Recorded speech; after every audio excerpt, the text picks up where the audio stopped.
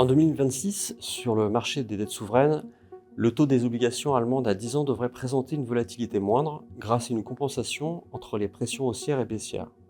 Du côté des éléments favorables, le statu quo de la Banque centrale européenne, que l'on prévoit en 2026, permettra un ancrage de la partie courte de la courbe, ce qui devrait bénéficier aux 10 ans du fait de la pente existante et du portage.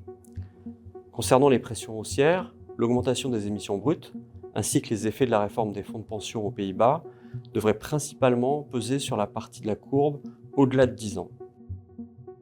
Nous anticipons pour la fin d'année 2026 un taux à 10 ans autour de 2,80 en Allemagne et une pontification supplémentaire d'environ 20 points de base sur la pente 10 ans 30 ans.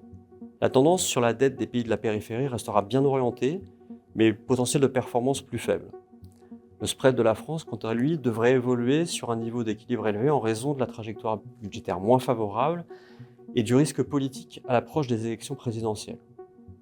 Nous anticipons un niveau autour de 80 points de base fin 2026.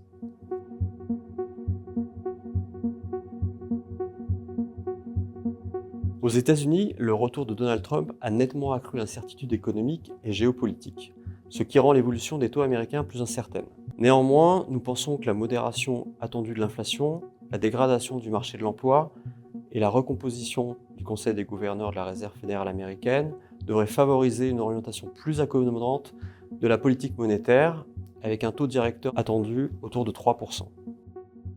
La partie longue de la courbe devrait rester volatile en raison du déficit élevé, des élections de mi-mandat, ainsi que des risques liés à la valorisation de l'intelligence artificielle et la vulnérabilité de la dette privée. Nous anticipons pour la fin de l'année 2026 un taux à 10 ans autour de 4,30 aux États-Unis.